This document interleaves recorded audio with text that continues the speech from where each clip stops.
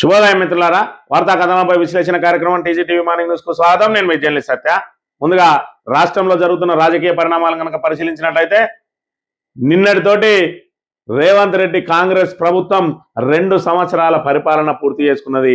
మరి దాని ద్వారా ప్రజలకు ఒరిగింది ఏందా అంటే, మరి ఏదైతే 100 రోజులలో 6 గ్యారంటీలను అమలు చేస్తామని చెప్పి బాండ్ పేపర్లు రాసిచ్చి ఇంటింటికి మరి ఆ పత్రాలను వంచినటువంటి నయవంచక కాంగ్రెస్ ఈ రోజు వరకు కూడా 6 గ్యారంటీలను అమలు చేసిన పాపాన పోలేదు. సరి కదా, కనబడ్డ భూమినల్లా ఏ విధంగా హస్తగతం చేసుకోవాలి, ఆ భూములను నమ్మి ఏ విధంగా డబ్బులు జేబులో వేసుకోవాలని చెప్పి ప్రయత్నం మాత్రం చేస్తా ఉన్నది. మొన్నటికి మొన్న హిల్ట్ పాలసీ పేరుతోటి పారిశ్రామిక భూములను అడ్డంగా తెగనమ్మి మరి సుమారు 1,00,000 కోట్ల రూపాయలను మరి పప్పు బెల్లంలా పంచుకొని తినడానికి ప్రయత్నం చేసిన మరి ఇక్కడ ఈ మంత్రులు, ముఖ్యమంత్రి వెనుక ఉన్న తాబేదారులందరికీ కూడా ఆ హిల్ట్ పాలసీకి సంబంధించిన జీవో కాపీ బీఆర్ఎస్ ఏదైతే వర్కింగ్ ప్రెసిడెంట్ కేటీఆర్ చేతికి చిక్కడం, అది పెద్ద ఎత్తున వైరల్ కావడం, దాన్ని మరి బీజేపీ కూడా ఆ పాలసీని వ్యతిరేకిస్తూ పోరాటాలు చేస్తూ ఉండడంతో మరి ఇక్కడ వాళ్ళ గొంతులో పచ్చివెలక్కాయ పడ్డట్టు అయింది.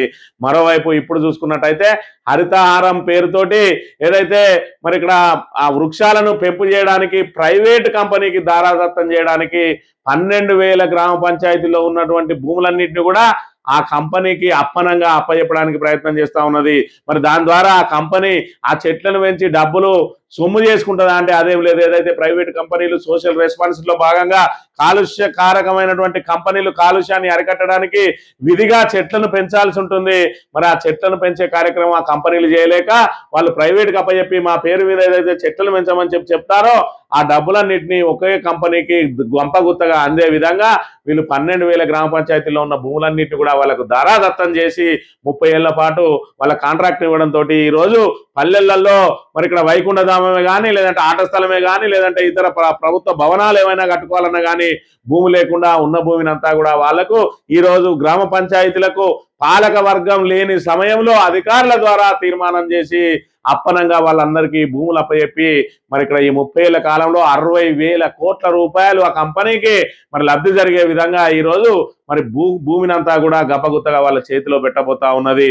మరి ఇక్కడ చూసుకున్నట్టయితే ఇప్పుడు గ్లోబల్ సమ్మిట్ పేరుతోటి దావోస్ను తలదన్నే విధంగా ఈ రోజున మరి ఇక్కడ ఏదైతే గ్లోబల్ సమ్మిట్ ఏర్పాటు చేస్తా ఉన్నాం ఫ్యూచర్ సిటీలో అని చెప్పి మరి ఇక్కడ పెద్ద ఎత్తున ఊదరగొడతా ఉన్నది. మరోవైపు ఇప్పటికే 2 సార్లు దావోస్కు వెళ్ళి ఒకసారి 40,000 కోట్లని, ఒకసారి 1,79,000 కోట్లని, 2 లక్షల కోట్లకు పైగా మేము మరి ఇక్కడ పెట్టుబడులు తీసుకొచ్చినామంటా ఉన్నాడు. మరి అదే పెట్టుబడులు తీసుకొచ్చినామని చెప్తున్నటువంటి మరి ఇక్కడ కీలక నాయకుడు ఆయన చేసిన మరి ఇక్కడ వ్యాఖ్యలను కూడా ఒక్కసారి గమనించినట్టయితే ఎంఓయూలలో ఏం జరుగుతా ఉన్నది, ఏ విధంగా వీళ్ళు పెట్టుబడులు తీసుకొచ్చిందల్లా డొల్లతనం ఏందో ఒక్కసారి ఐటీ పరిశ్రమల మంత్రి ఏం మాట్లాడుతుండో విన్నట్టయితే, చేసేటప్పుడు అన్ని తీర్లు మా అధికారులు ఆలోచన చేసి చేస్తారు. సో ఎక్కడైనా ఎవరికైనా ఫైనాన్షియల్ క్లోజర్ కావాలి, వారు ముందుకు రారు, వారు మళ్ళా మాకు తిరిగి చూడరు. అట్లాంటివి 60 to 40 to 30 to 40% ఉంటాయి. 60% వరకు మరి ఇక్కడ మేము చేసుకున్న ఒప్పందాలలో 60% వరకు అని ఆయనే చెప్తా ఉన్నాడు. అంటే 60% అని మంత్రి స్వయంగా చెప్తా ఉన్నాడు. అంటే ఏ 80-90% మళ్ళీ ఉదాగా పోయేటియే. కేవలం ప్రజలను మభ్యపెట్టడానికి, వాళ్ళ చెవులను సంతోష పెట్టడానికి దావోస్ పోయి లక్షల కోట్ల రూపాయల పెట్టుబడులు తీసుకొచ్చినామంటే అసలు డొల్లతనం ఏ విధంగా ఉన్నది ఇక్కడ చూడొచ్చు. మనం చూసినాం స్వచ్ఛ బయో కంపెనీకి సంబంధించి అంత కొడితే ₹1 వాళ్ళ టర్న్ ఓవర్ ఉన్నది, 9,000 కోట్లతోటి చేసుకుంటా ఉంటారు.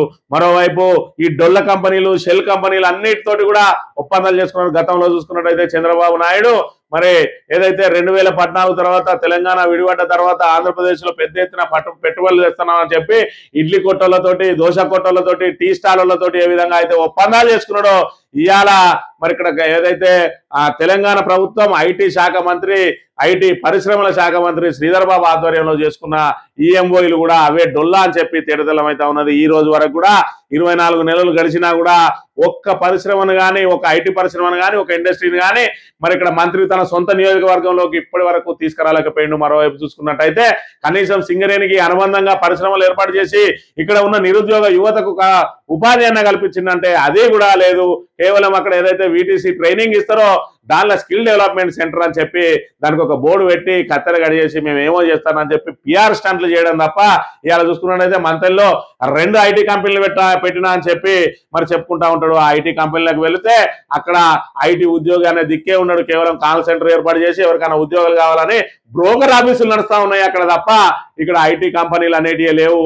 మరి అది కూడా ఈ రోజుతోటి తేడతెల్లమైతే దాన్ని బట్టబయలు చేయడానికి పుట్టమధు గారు ముందుకు సాగుతున్న అంశాన్ని కూడా మనం ఇక్కడ చూడవచ్చు. ఈ రకంగా మరి 2 సంవత్సరాల పాలన ఇంకా మరి మనం ఏదైతే దాన్ని సంబరాలు చేసుకోనని చెప్తా ఉన్నాడు రేవంత్ రెడ్డి. ఏ విధంగా సంబరాలు చేసుకోవాలి?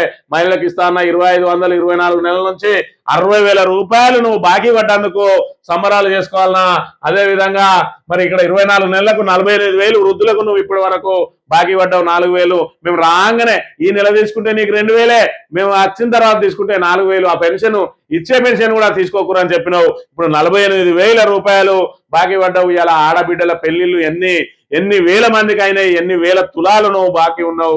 మరి కళ్యాణ లక్షల తులం బంగారం ఇస్తా అని చెప్పి, అదే విధంగా వికలాంగులకు మరి ఇక్కడ వాళ్ళకు కూడా 48,000 రూపాయలు బాకీ పడ్డావు. మరి ఆ బాకీ ఎప్పుడు ఇస్తావు రేవంత్ రెడ్డి అని చెప్పి ఇవాళ వాళ్ళందరూ మరి ఇక్కడ ఏదైతే నిలదీయడానికి సిద్ధమైతే నువ్వేమో సంబరాలు చేసుకోమంటావు. ఎందుకు? నువ్వు ఇచ్చిన హామీలకు మోసపోయి ఓట్లేసి గోసపడుతున్నందుకు సంబరాలు చేసుకోవాలని ఒక్కసారి ఆలోచన చేయాలి. ఇక్కడ చూసుకున్నట్టయితే మరి ఇక్కడ 4 ఎకరాల రైతు కనీసం ఇప్పటికీ మరి 76,000 ఒక్కొక్క రైతుకు బాకీ పడ్డాడు. అదేవిధంగా 2 లక్షల వరకు రుణమాఫీ చేస్తా అని చెప్పి 2 లక్షల మీద ఎంతున్నా కట్టేసుకొని రాగానే ఇచ్చేస్తామని చెప్పినావు. మరి ఇక్కడ డిసెంబర్ 9వ తేదీన మేము రాగానే చేస్తాం. కేసీఆర్ ఎవరెవరికైతే 1,00,000 రూపాయలు రుణమాఫీ చేసిందో వెంటనే వెళ్ళి రుణాన్ని తెచ్చుకోరన్నావు. మరి ఏదైతే గద్దెనెక్కిన తర్వాత ఎంపీ ఎలక్షన్ల ముందు కూడా ఇదే మాట చెప్పినావు. అందరి మీద ఓట్లేసినావు. పోషమ్మ మీద, మైసమ్మ మీద, లక్ష్మీ నరసింహస్వామి మీద, వేములవాడ రాయన్న మీద, మరి ఇక్కడ మేడారం సమ్మక్క సారక్క మీద ఓట్లేసి 2 లక్షల రుణమాఫీ చేస్తా అని ఆ పైన ఉన్న వాళ్ళే కూడా పైన కట్టుకొని అందరికీ రుణమాఫీ చేస్తా అని చెప్పి ఓట్లేసి సగానికే సాప చుట్టేసి ఇవాళ రైతులను నట్టేట ముంచి ఇవాళ కనీసం యూరియా బత్త కూడా అందించలేని దుస్థితిలో ఉంచి ఇవాళ రైతులను మరి ఇక్కడ రోడ్ల పాలు చేసినందుకు సంబరాలు చేసుకోవాలన్నా ఒక్కసారి ఆలోచన చేసుకోవాలి. నిరుద్యోగులకు మేము రాగానే మొదటి సంవత్సరంలోనే 2 లక్షలు అన్నావు. ఇవాళ కేసీఆర్ ఇచ్చిన ఉద్యోగాలు తప్ప నువ్వు 5-10 వేలకు మించి ఇయ్యలేదు. మరి ఇక్కడ 2 సంవత్సరాలు వచ్చింది, సంవత్సరంలో 2 లక్షలు అన్నావు. ఇవాళ 2 సంవత్సరాలు అయినా 20,000 ఉద్యోగాలు ఇవ్వనందుకు ఇలా నిరుద్యోగులు సంబరాలు చేసుకోవాలన్నా. అదేవిధంగా విద్యా భరోసా కార్డు అన్నాడు. విద్యార్థులకు ఇక ఏటీఎం కార్డు లెక్కనే అన్నాడు శ్రీధర్ బాబు. అయితే ఈ ఏటీఎం కార్డే ఇది ఇక మీ దగ్గర ఉంటది, మీరు కాలేజీకి వెళ్ళి గీక్కుండే గంటలకెళ్ళి 5 లక్షలు ఒడిసరాక మీరు గీక్కోరని చెప్పి మరి అరిచేతిలో వైకుంఠం చూపించి ఇవాళ ప్రజలను నిట్టనిలువునా ముంచిండు ఇక్కడ మంత్రి శ్రీధర్ బాబు. అదేవిధంగా కాంగ్రెస్ పార్టీ అనే విషయాన్ని మనం ఇక్కడ గమనించాలి. వీటితో పాటు ఇంకా ఇవి చాలన్నట్టు మరి ఇక్కడ ఏదైతే ప్రతి దసరాకు ఇందిరమ్మ చీరలు, రంజాన్ తోప, అదేవిధంగా క్రిస్టియన్లకు వాళ్ళకు క్రిస్మస్ కానుకలు ఇచ్చిన వాటన్నిటిని కూడా మరి ఇక్కడ తుంగలో దొక్కి ఇవాళ ఓట్ల కోసం, స్థానిక సంస్థల ఎన్నికల కోసం ఇందిరాగాంధీ వర్ధంతి రోజున, ఆమె చచ్చిపోయిన దినం రోజున ఆడబిడ్డలకు చీరలు ఇచ్చి ఇక ఇంతకంటే గొప్ప పట్టు పితాంబరాలు ఉన్నాయి ఇక దీన్ని కట్టుకొని ఊరేగిండు అని చెప్పి మహిళల ఆత్మగౌరవాన్ని దెబ్బతీసి ఇవాళ అంతకంటే గొప్పవి లేవని చెప్పి ఇవాళ మరి 24 సంవత్సరాల కాలంలో తెలంగాణను భ్రష్టు పట్టించినందుకు సంబరాలు చేసుకోవాలన్నా ఒక్కసారి ఆలోచన చేసుకోవాలి. ఇక వీళ్ళు భూముల మీద ఏ విధంగా పడుతుండ్రో ఒక్కసారి నమస్తే తెలంగాణ అంశాన్ని కనుక గమనించినట్టయితే తెలంగాణ పల్లెలు ఫర్ సేల్ గ్రామకంఠం పట్టుకున్న కాంగ్రెస్ సర్కార్.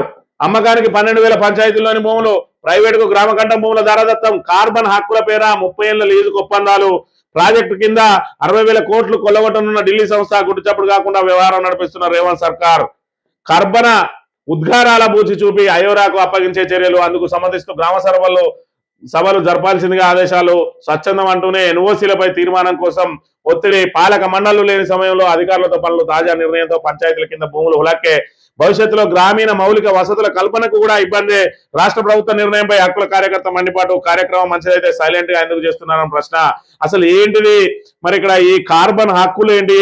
మరి ఇక్కడ ఈ ఏదైతే మరి వీళ్ళకి అప్పగించేటువంటి సంస్థ ఏదైతే ఉన్నదో ఆ సంస్థకు మరి ఏ విధంగా వీళ్ళు ఒప్పందాలు చేసుకుంటా ఉన్నారు అనే విషయాన్ని కనుక ఒక్కసారి మనం గమనించినట్టయితే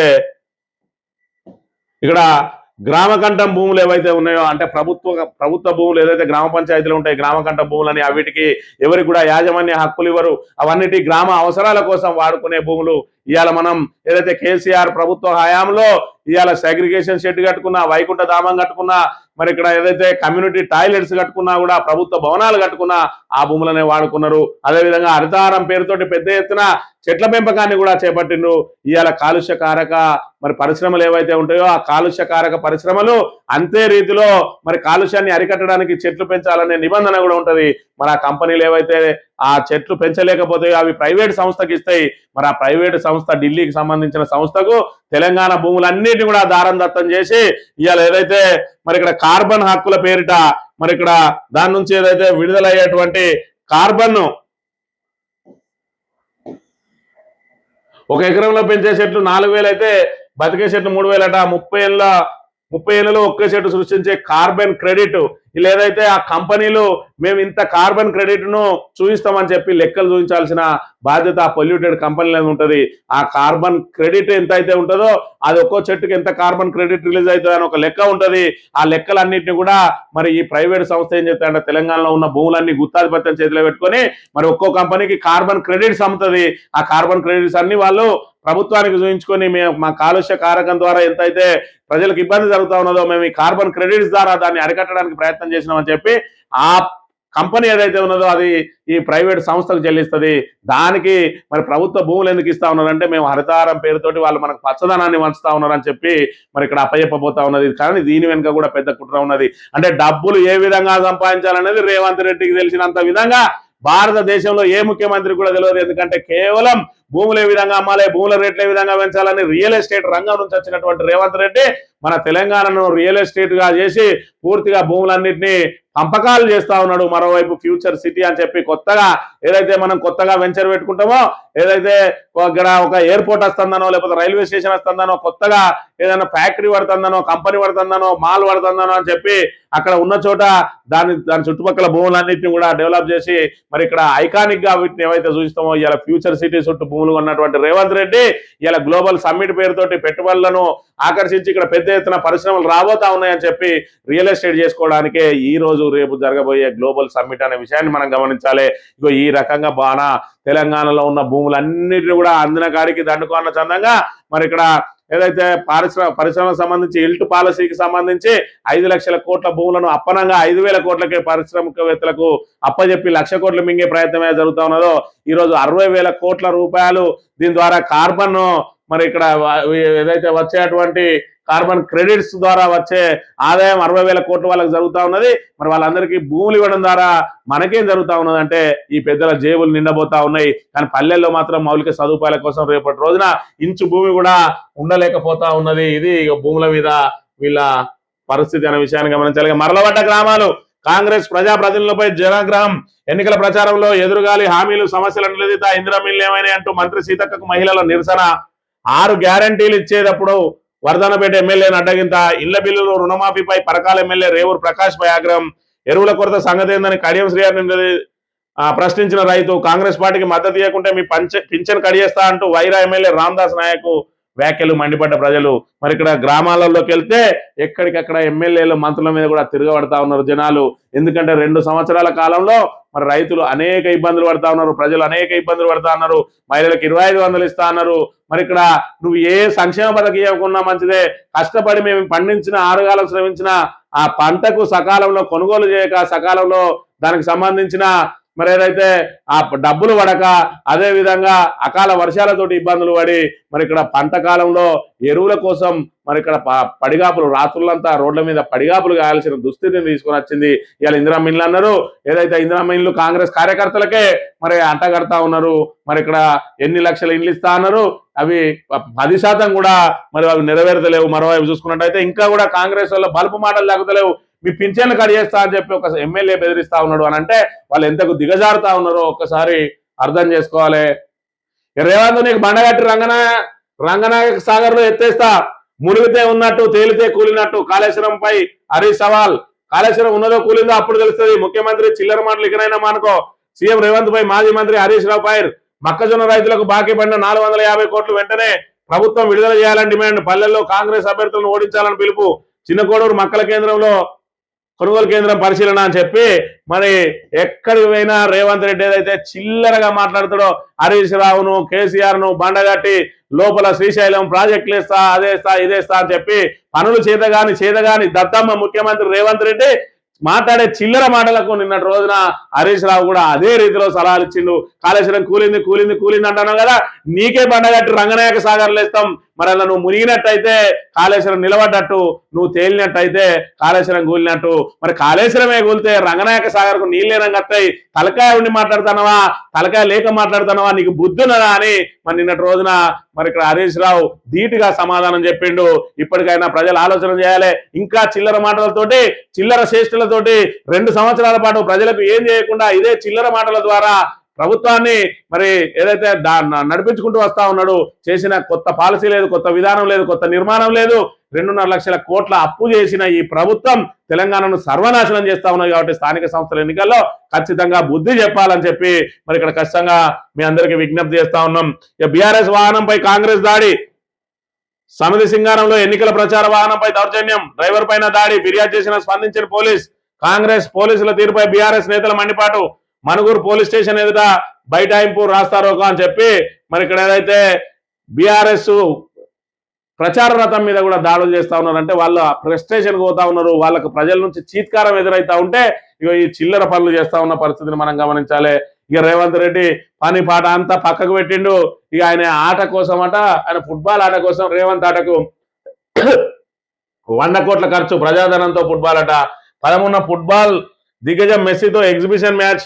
రేవంత్ గొప్పల కోసం రాష్ట్ర నెత్తిన పెనుభారం, ప్రైవేట్ కార్యక్రమానికి తెలంగాణ ప్రజల సొమ్ము, కేవలం ఏర్పాట్ల కోసమే 100 కోట్లకు పైగా ఖర్చు. మ్యాచ్ కోసం ఉప్పల్ క్రికెట్ స్టేడియానికి తూట్లు, ఫుట్బాల్ గ్రౌండ్ గా మార్పు, క్రికెట్ పిచ్ కు దెబ్బ, ఇదంతా చేస్తే రాష్ట్రానికి కలిగే ప్రయోజనం శూన్యం అని చెప్పి మరి ఇక్కడ ఫుట్బాల్ అంటేనే మన రాష్ట్రంలో ఎవరికి తెలియదు. ఎవడో మెస్సీ అట, మెస్సీని తీసుకొని వచ్చి ఇలా 100 కోట్లు ఖర్చు పెట్టి ఈయన ఫుట్బాల్ ఆడితే ఇక నన్ను చూడునా అందం చూడని ఈయన ఆట ఆడుతుంటే మన 4 కోట్ల తెలంగాణ ప్రజానీకం చూడాలన్నట. దానికోసం 100 కోట్లు ఖర్చు చేసి ఆ స్టేడియాన్ని, క్రికెట్ స్టేడియం ఏదైతే ఉన్నదో అత్యంత ఆధునికమైనటువంటి స్టేడియాన్ని మరి తుక్కు చేసి మరి క్రికెట్ స్టేడియాన్ని కాస్త ఫుట్బాల్ స్టేడియంగా మార్చి ఇవాళ దాంతో ఎవరికి లాభమో ఒక్కసారి ఆలోచన చేయాలి. కేవలం ఆయన రియల్ ఎస్టేట్ను, ఫ్యూచర్ సిటీ ఉన్న చుట్టూ ఉన్న భూముల ధరలకు రెక్కలచ్చేదానికి అనేక మరి ఇక్కడ ప్రయత్నాలు చేస్తా ఉన్నాడు. గ్లోబల్ సమ్మిట్ పేరుతోటి దాన్ని ఒక పెద్ద హైప్ క్రియేట్ చేసి మరి ఆ చుట్టూ భూములు అమ్ముకున్నాడు తప్ప శ్రీధర్ బాబు చెప్పినట్టు ఎంఓఈలలో 60 నుంచి 80% మంది ఎవరు కూడా ఎంఓఈలు చేసుకుంటలేరు అని చెప్పి సాక్షాత్తు వాళ్ళే చెప్తున్న పరిస్థితిని కూడా మనం ఇక్కడ చూడాలి. మళ్ళీ యూరియా సంక్షోభం, యాసంగిలో ముంచుకొస్తున్న కొరత, అవసరానికి తగినట్టుగా లేని ప్రభుత్వ సరఫరా. మరి ఇక్కడ గతంలోనే ఏదైతే మన ఈ ఖరీఫ్ లోనే నానా ఇబ్బంది పడ్డారు రైతులు. మరి రబీలో వాళ్ళకు యూరియా ఉన్నదా, యూరియాకు సక్రమంగా ఉన్నదా, మరి దానికి సరిపడా మనం ఏం చేయాలి, మరి విద్యుత్తు రబీలో వాళ్ళకు సక్రమంగా అందజేస్తామా, మరి ఇక్కడ భూగర్భ జలాల పెంపుకు ఏం చేయాలి. ఇప్పటికే కాళేశ్వరం మీద కుట్రలు అన్ని మనం ఆ నీళ్లను పైకెత్తిపోయకపోవడంతో మరి వర్షాలు పడ్డాయి కాబట్టి బతికిపోయినాం. ఇప్పుడు రబీలో పరిస్థితి ఏందని ఇలాంటి సమీక్షలు చేయకుండా ఇలా ఫుట్బాల్ ఆడదామా, వాలీబాల్ ఆడదామా, మెస్సీని వెళ్దామా, మనం దానికి 100 కోట్లు పెడదామా అని ఈ చిల్లర ముఖ్యమంత్రి చిల్లర చేష్టలతోటి ఇవాళ తెలంగాణ రైతాంగం నానా ఇబ్బందులు పడతా ఉన్న పరిస్థితిని మనం చూడాలి. ఇప్పటికే మరి ఇక్కడ పత్రికలలో ఆవేదన వ్యక్తం చేస్తా ఉన్నారు. ఇప్పటికైనా రైతాంగానికి యూరియాను సక్రమంగా అందుబాటులో పెట్టుకుని చురుకలు అంటించినా కూడా దానికి ఏదైతే వాళ్ళకు సీమ కుట్టినట్టు లేదు. వాళ్ళ ఆటపాటల్లో తేలి ఫ్యూచర్ సిటీ ఉన్న భూములకు, చుట్టూ ఉన్న భూములకు ధరలు తెప్పించుకోవడానికి ప్రయత్నం చేస్తున్న పరిస్థితిని చూడవచ్చు. సాక్షి దినపత్రిక విషయానికి వస్తే నేటి నుంచే గ్లోబల్ సమరం, ఫ్యూచర్ సిటీలో సర్వం సిద్ధమట, సృజనాత్మకత సాంకేతిక మేలవింపుతో సర్వాంగ సుందరంగా ముస్తాబు. దాని ద్వారా ఏమొస్తుంది, మరి ఇక్కడ నువ్వు దావోస్కు పోయి తీసుకొచ్చిన పెట్టుబడులు ఏవి, ఇవాళ ఇక్కడికి పిలిచి నువ్వు చేసే పెట్టుబడులు ఏంటి. గ్లోబల్ సమ్మిట్ అని ఉన్న హైదరాబాద్ ఏదైతే దాన్ని హైడ్రాన్ తీసుకొచ్చి హైదరాబాద్ లో భూమి కొంటే ఏ చెరువు కిందన ఉన్నదని చెప్పి మన భూములు ఖచ్చితంగా ఆ ఫ్లాట్లు ఏ రోజు కూలుతాయో, అపార్ట్మెంట్లు ఏ రోజు కూలుతాయో అని చెప్పి ప్రజలను భయభ్రాంతులకు గురి చేసి హైదరాబాద్ సిటీలో ఇల్లు కొనడానికే చుట్టుపక్కల జిల్లాలలో ఏ ఒక్కరు కూడా ముందు రాకుండా వాళ్ళందరినీ భయం గుప్పిట్లో పెట్టి ఇలా ఫ్యూచర్ సిటీ అని చెప్పి దాని చుట్టూగా ఫ్లాట్లు కొనుక్కోర్రి, మీకు సేఫ్ గా ఉంటది, అవసరమైతే హైడ్రా తోటే మీకు సర్టిఫికెట్లు ఇప్పిస్తా అని చెప్పి ఈ గ్లోబల్ సమ్మిట్ వెనుక పెద్ద కుట్ర దాగి ఉన్నదనే విషయాన్ని మనం ఇక్కడ గమనించాలి. గ్లోబల్ సమ్మిట్ ద్వారా తెలంగాణ ప్రజానికానికి ఒరిగేదేం లేదు. రేవంత్ రెడ్డి ఆయనకు, ఆయన మంత్రులకు, ఆయన తాబేదారులకు, ఆయన అన్న తమ్ములకు ఇవాళ రియల్ ఎస్టేట్ ఆ భూములు ఏవైతే ఉన్నాయో ఫ్యూచర్ సిటీ ఉన్న భూములకు ధరలు పెంచుకొని వాళ్ళు రియల్ వ్యాపారం చేయడానికి ఈ గ్లోబల్ సమ్మిట్ అనే విషయాన్ని మనం ఇక్కడ ప్రధానంగా చూడవచ్చు. ఇక Google street, Trump avenue, Tata road, హైదరాబాద్లోని ప్రధాన రోడ్లకు అంతర్జాతీయ టెక్ కంపెనీలు ప్రముఖుల పేర్లు, గూగుల్ సేవల్ని గుర్తిస్తూ ఓ ముఖ్య రోడ్డును గూగుల్ స్ట్రీట్ గా పిలవాలని నిర్ణయం. మైక్రోసాఫ్ట్ రోడ్డు, విప్రో, జంక్షన్ల పేర్లను కూడా పరిశీలిస్తున్న ప్రభుత్వం. ఓఆర్ఆర్ ను ఫ్యూచర్ సిటీతో అనుసంధానించే మార్గానికి రతన్ టాటా పేరు. మరి ఇక్కడ ఏం పేర్లు పెడతా ఉన్నాడు ఇలా. మరి కేసీఆర్ ఆనవాళ్ళను చేర్పేస్తా అన్నాడు రేవంత్ రెడ్డి. ఎందుకు కేసీఆర్ ఆనవాళ్ళను చేర్పేయాలంటే మరి ఇక్కడ ఏదైతే ఒక చరిత్రకారుడు ఇలా తెలంగాణను తీసుకొచ్చినటువంటి తెలంగాణ జాతి పిత కేసీఆర్ అంటే ఎప్పటికి కూడా తెలంగాణ ప్రజలకు అభిమానం ఉంటాయి కాబట్టి ఆయన పేరును చెరిపేస్తే మళ్ళీ వేరే పార్టీలలో ఉన్న ఇలాంటి సమైక్యవాదులు తెలంగాణ ద్రోహులకు ఇక్కడ అవకాశం దొరకాలంటే ఆ కేసీఆర్ పేరు చిరస్థాయిగా నిలబడకూడదు. మరి అదే విధంగా ఇలా గూగుల్ రోడ్ అట, మైక్రోసాఫ్ట్ రోడ్ అట, మరి ఇవి రోడ్లు బరాబరే తెలంగాణ ఉద్యమకారుల పేరులో తెలంగాణకు సంబంధించిన ఎవరైతే మహానుభావులు ఉన్నారో వాళ్ళ పేరులో తెలంగాణకు స్ఫూర్తినిచ్చినటువంటి మరి ఆ మేధావుల పేరులో ఇవాళ తెలంగాణకు ఎందుకు పెట్టవు రేవంత్ రెడ్డి? ఒక్కసారి ఆలోచన చేయాలి. అంటే తెలంగాణ ఆనవాళ్ళను కూడా మరి లేకుండా చేస్తా ఉన్నాడు తెలంగాణ ఉద్యమకారులు. ఎందుకంటే ఈయన స్వయంగా తెలంగాణ ద్రోహి, సమైక్యవాది. తెలంగాణ ఉద్యమంలో కానీ ఇప్పటి వరకు కానీ ఒక్కరోజు కూడా జై తెలంగాణ అనని వ్యక్తి కాబట్టి అసలు తెలంగాణనే మరి ఆనవాళ్ళు లేకుండా చేయడానికి ప్రయత్నాలు జరుగుతూ ఉన్నాయి. తెలంగాణకు సంబంధించిన వాళ్ళ ప్రముఖులవి కానీ మరి ఇక్కడ అందశ్రీ, నువ్వు ఏదైతే అందశ్రీని అందలం ఎక్కిస్తా అంటున్నావు, అందశ్రీ రోడ్ ఎందుకు పెట్టవు? మరి అదేవిధంగా కాళోజీ నారాయణరావు పేరు ఎందుకు పెట్టవు? అదేవిధంగా ప్రొఫెసర్ జయశంకర్ పేరు ఎందుకు పెట్టవు? శ్రీకాంతాచారి పేరు ఎందుకు పెట్టవు? ఇవాళ మైక్రోసాఫ్ట్, గూగుల్ అని పెట్టి ఇవాళ తెలంగాణ ఆనవాళ్ళు కూడా లేకుండా చేయడానికి రేవంత్ రెడ్డి కుట్రలు మనుతున్నాడనే విషయాన్ని మనం ఇక్కడ గమనించాలి. రాష్ట్రంలో సీఎం బ్రదర్స్ పాలన, 6 గ్యారంటీలు, 420 హామీలపై ప్రజలను కాంగ్రెస్ మోసగిస్తుంది. ల్యాండ్ మాఫియాకు తెలంగాణను అప్పగించింది. మూసీ నది సుందరీకరణ, డిపిఆర్ ఇక్కడ వంచే ప్రభుత్వాన్ని గంతదిచ్చే వరకు పోరాడతామని చెప్పి మరి ఇక్కడ కిషన్ రెడ్డి పెట్టిన దానికి ఎంతమంది ఎంపీలు హాజరైనో ఒక్కసారి ఆలోచన చేయాలి. ఇక్కడ కిషన్ రెడ్డి, రామచంద్రరావు, అదేవిధంగా ఏలేటి మహేశ్వర్ రెడ్డి తప్ప ఎంపీలు ఎవరు కూడా దీనికి మరి రావడం లేదు. ఇక్కడ బీజేపీ నిండుగా జీలిపోయింది. ఇవాళ రేవంత్ అనుకూల వర్గం, రేవంత్ వ్యతిరేక వర్గం అని. మరోవైపు చూసుకున్నట్టయితే రేవంత్ వ్యతిరేక వర్గానికి నాయకత్వం వహిస్తున్నటువంటి కిషన్ రెడ్డి కూడా రేవంత్ అనుకూల వర్గంలో మెంబరే. కాకపోతే ఈయన ఇటు నుంచి వచ్చి మరి దీన్ని కూడా సర్వనాశనం చేయడానికి ప్రయత్నం చేస్తున్నాడేమో కానీ మొత్తానికైతే బీజేపీ మరి ఇక్కడ ఏదైతే మిత్రపక్షంగా మారింది రేవంత్ రెడ్డికి అనే విషయాన్ని మనం ఇక్కడ గమనించాలి. అడపదడప ఏలేటి మహేశ్వర్ రెడ్డి లాంటి వాళ్ళు, ఈటల రాజేందర్ లాంటి వాళ్ళు మరి ఇక్కడ ఇలాంటి స్కీమ్లను బయట పెట్టినా కూడా బీజేపీ మాత్రం కలిసి పోరాడడానికి ముందుకు రావడం లేదు. రఘునందన్ రావు లాంటి వాళ్ళైతే మరి ఇక్కడ డైరెక్ట్ గా రేవంత్ రెడ్డి తోటే మరి ఇక్కడ అటాచ్మెంట్ లో ఉన్నారు. ఆయన కాపాడడానికే ప్రయత్నం చేస్తా ఉన్నారు. ఆ పాయల్ శంకర్ అనే ఎమ్మెల్యే డైరెక్ట్ ఆ రేవంత్ రెడ్డిని పొగడ్తలతోటి ముంచేసింది కూడా చూసినాం. వాళ్ళ సొంత ఎమ్మెల్యే బాలు నాయక్ లాంటి వాళ్ళు మేము బయట తిరగలేకపోతున్నాం, మరి ₹1 కూడా మాకు ఇక్కడ కేటాయిస్తలేరు ఫండ్, మేము ఏం పని చేయలేకపోతున్నాం అంటే ఆ పాయల్ శంకర్ లాంటి వాళ్ళైతే రేవంత్ రెడ్డి అంత తోడే లేడు అని చెప్పి మరి చేస్తా ఉన్నాడు. ఆయనకి ఎన్ని ఎకరాలు అసైన్డ్ భూమి పట్టాగా మారిందో రఘునందన్ రావు కదా 176 ఎకరాలు మారినట్టు. ఇక ఈ విధంగా ఎవరి ప్రయోజనం కోసం వాడు ప్రయత్నం చేస్తూ ఇలా బీజేపీని తెలంగాణలో సర్వనాశనం చేసిండ్రు ఈ నాయకులు అనే విషయాన్ని మనం ఇక్కడ గమనించాలి. ఈ ఆంధ్రజ్యోతి విషయానికి వస్తే దావోస్ తరాలో దద్దరిల్లేలా ప్రపంచ ఆర్థిక సదస్సుగా తెలంగాణ రైజింగ్ గ్లోబల్ సమ్మిట్ ఏదో గుడారాలు వేసి పెద్ద ఎత్తున ఆడ కృత్రిమ తోటలు పెట్టి పెద్ద ఎత్తున సెలబ్రిటీలను పిలిచి డాన్సులు, ఆటలు, పాటలతోటి పెడితే ఇలా తెలంగాణ రైజింగ్ కాదు, ఇలా గ్లోబల్ సమ్మిట్ ఏదైతే దావోస్ లో ఒప్పందాల కోసం పోయినట్టు ఇక్కడికి వస్తారంటే ఇలా నువ్వు దావోస్ కోసం వివిధ దేశాల వాళ్ళు అక్కడికి వెళ్తారు. మరి అక్కడ పెట్టుబడులు పెట్టడానికి మన నీకు పక్క రాష్ట్రం నుంచి కూడా వచ్చే పరిస్థితే లేదు. నువ్వు ఎవరినైతే ఆహ్వానాలు ఇచ్చి పెద్ద ఎత్తున ఇది పబ్లిసిటీ చేసుకోవడానికి తప్ప దీని ద్వారా ప్రజలకు ఒనగూరే ప్రయోజనం లేదు అనే విషయాన్ని మనం ఇక్కడ గమనించాలి. ఇక నిన్నటిదాకా ఒక లెక్క, నేటి నుంచి మరో లెక్క. భారత్ ఫ్యూచర్ సిటీ రేపటి తెలంగాణ ప్రగతికి వేగు చుక్క. నా ఊపిరి ఉన్నంత వరకు తెలంగాణ రైజింగ్ కు తిరుగుండదు. నీ ఊపిరి ఉన్నంత వరకు కాదు, ఈ 3 ఏళ్లలో తెలంగాణ కనుక ఇంకా పూర్తిగా పాతాళానికి పోతుంది. ఏ రోజైతే నువ్వు గద్దె దిగుతావో ఆ రోజే తెలంగాణకు ప్రగతి ఉంటది, తెలంగాణ ప్రగతి పథంలో దూసుకుపోతుంది. ఈ 3 ఏళ్లు తెలంగాణ ప్రజలకు నరక యాతన తప్పదు కాబట్టి నిన్ను భరించక తప్పదు. ఎందుకంటే కాంగ్రెస్ ను బ్లాక్ మెయిల్ తోటి మరి బీజేపీ ఏదైతే బీజేపీని సంకల పెట్టుకొని వాళ్ళకి కావాల్సిన తాయిలాలు ఇచ్చి ఇవాళ బీజేపీని బూచిగా చూపి అధిష్టానాన్ని బెదిరించి ఇవాళ గద్దె మీద ఉన్నాడు తప్ప ఇవాళ ఎట్టి పరిస్థితుల్లో రాహుల్ గాంధీకి ఈయనను గద్దె మీద కొనసాగించడానికి ఇష్టం లేదు. ఈయనను కూల్చేస్తే పార్టీ కూలిపోతుంది. ఇవాళ కేవలం 3 రాష్ట్రాల్లోనే ఉన్నది, ఉన్న రాష్ట్రాన్ని ఎందుకు వదిలేయాలి, కేవలం టెక్నికల్ గా చెప్పుకోవడానికన్నా పనిచేస్తుందని చెప్పి ఉంచుతా ఉన్నారు. కానీ ఈయన దోపిడీని చూసి రాహుల్ గాంధీ నోరెళ్ళబెడతా ఉన్నాడని చెప్పి కూడా సొంత కాంగ్రెస్ పార్టీ నేతలే చెప్తున్న పరిస్థితిని కూడా మనం చూడవచ్చు. ఇక గెలుపు కోసం కలిసి పోరాడదాం. వనపర్తి జిల్లా బెక్కం గ్రామంలో బీజేపీ అభ్యర్థిగా నామినేషన్ కు వెళ్తున్న బీఆర్ఎస్ నాయకులు పంచాయతీ పోరులో ఆసక్తికర పొత్తులు, వింత అవగాహనలు, అత్యధిక స్థానంలో బీఆర్ఎస్ బీజేపీ నేతల జట్టు. కొన్ని గ్రామాల్లో కాంగ్రెస్ బీజేపీ నాయకుల మధ్య ఒప్పందాలు, మరికొన్ని చోట్ల కాంగ్రెస్ బీఆర్ఎస్ నడుమ కూడా సిద్ధాంతాలను పక్కన పెట్టి పంచాయతీ గెలుపు కోసం కుస్తీ. ఇవాళ కేవలం సర్పంచ్ దాని కోసం, అసలు సర్పంచ్ దానికి మరి ఇక్కడ ఏదైతే గుర్తే ఉండదు, పార్టీ గుర్తే ఉండదు. సర్పంచ్ అనేటోడు ఏదైతే స్పీకర్ తరహాలో ఇండిపెండెంట్ గా వివరించాల్సిన వ్యక్తిని సర్పంచ్ ఎన్నుకోవాలి. ఇలా వాళ్ళ మీద మాట్లాడుతాండి ఈ ఆంధ్రజ్యోతుడు. ఇలా బీజేపీ కాంగ్రెస్ బద్ధ శత్రువులు ఢిల్లీలో నిత్యం కొట్లాడతాయి. ఇలా రాష్ట్రంలో మరి దోస్తానం చేస్తా ఉన్నాయి. వాళ్ళ గురించి ఒక్కరోజు కూడా ప్రస్తావించాడు ఈ బూట్లు నాకే పత్రిక, రేవంత్ రెడ్డి బూట్లు నాకే ఆంధ్రజ్యోతి. ఇలా అట్టడుగున ఉన్నటువంటి సర్పంచ్ల మీద మాట్లాడుతా ఉన్నాడు. ఈ ఎమ్మెల్యేలు ఎంపీలు మిలాఖత్ అవుతా ఉన్నారు. ఒక్కరోజు కూడా ఎందుకు ప్రశ్నించారో ఒక్కసారి ఆలోచన చేయాలి. ఎందుకంటే వీనికి తెలంగాణలో ఉన్న ఆస్తులు కాపాడుకోవాలి, వీనికి అడ్వర్టైజ్మెంట్ రావాలి. తెలంగాణ ప్రజల సొమ్మును దోసుకోవడం కోసం రేవంత్ రెడ్డి తోటి జట్టు కడుతున్న పరిస్థితిని కూడా మనం చూడాలి. ఈ గోవాలం నైట్ క్లబ్ లో 25 మంది మృతి అట.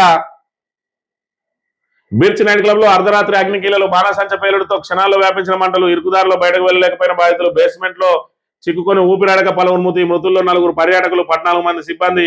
7 మృతదేహాలని గుర్తించాల్సి ఉందన్న గోవా పోలీసులు. క్లబ్ యజమానులు మేనేజర్పై క్రిమినల్ కేసు నమోదు. మృతుల కుటుంబాలకు గోవా సర్కార్ 5 లక్షలు, కేంద్ర ప్రభుత్వం 2 లక్షలు. గోవా అంటేనే పర్యాటకులతోటి మరి ఇక్కడ కలకల్లాడుతుంది. అక్కడ నైట్ క్లబ్ల పేరుతోటి మరి అన్నిటి కూడా కేవలం పర్యాటకం మీనే బతుకుతుంది. అక్కడ మరి సరైన ఏదైతే అనుమతి లేని నిర్మాణాలతోటి ఇలా 25 మంది కళ్ళు మూసిన పరిస్థితిని కూడా మనం ఇక్కడ చూడవచ్చు. దక్షిణాది వంటకంబు ఓహోహో మాకే విందట. ఒక పాత సినిమాలో విలక్షణ నటి సూర్యకాంతం డాలర్ బడ్జెట్ అమ్మితే నవ్వుకున్నాం కానీ ఇప్పుడు ఆ సీన్ నిజమైందట. అమెరికాలో దక్షిణ భారత రుచులకు ఆదరణ పెరుగుతా ఉన్నది. మన వంటకాలను ఇష్టంగా తింటా ఉన్నారట. మరి ఇక్కడ ఏదైతే అమెరికాలో ఇండియన్ రెస్టారెంట్స్ కు పెరుగుతా ఉన్నది ఆదరణ అని చెప్తున్న పరిస్థితి. ఇక ఇండిగో సంక్షోభం ఇంకా మరి ఏదైతే సెట్ కాలేదు. 650 సర్వీసులు ఇయ్యాల కూడా రద్దయినాయట. మొత్తానికి ఏదైతే కార్పొరేట్ల చేతిలో గుత్తాధిపత్యంలో ఉంటే ఏ విధంగా తిప్పలైతాయి. కాబట్టి ఏదైతే అభివృద్ధి అనేదైనా మరి ఇక్కడ ఏదైతే ఆ విస్తరణ, వ్యాపార విస్తరణ అయినా, వ్యాపార సామ్రాజ్యమైనా ఒక్కరి చేతిలో ఉంటే ఎప్పటికైనా వాళ్ళు చేసినట్టే మరి ఇక్కడ ఏదైతే భారతదేశాన్ని ఆటాడించే ప్రమాదం ఉంటాయి. కాబట్టి దీని సమపాలలో అందరికీ అవకాశం కల్పించాలి, కానీ గుత్తాధిపత్యాన్ని ఎక్కడ కూడా అప్పజెప్పకూడదని దీని ద్వారా తేటతెల్లమైంది. వందే మాతరం పైన లోక్సభలో చర్చ, వెలుగులోకి రాని కీలక విషయాలు వెల్లడించేందుకే 150 ఏళ్ల వేడుకల్లో భాగంగానే రేపు రాజ్యసభలోను, రేపటి నుంచి సరసా ఎన్నికల సంస్కరణలపై చర్చ అని మరి పార్లమెంటులో ప్రజలకు ఎలాంటి సమస్యలు లేనట్టు ఒక్క ఏదైతే బయట దేశాల నుంచి వచ్చిన వాళ్ళకు ఓటు హక్కు తొలగించడమే ప్రధాన సమస్య అయినట్టు రాహుల్ గాంధీ బట్టి ఊగులాడుతా ఉన్న అదేదైతే ఉన్నదో ఇన్ని రోజుల నుంచి దాని మీద చర్చించాలని, అది ఖచ్చితంగా బీజేపీకి లాభించే అంశమే. ఇంకా కూడా పరిపక్వత రాలేదు రాహుల్ గాంధీలో.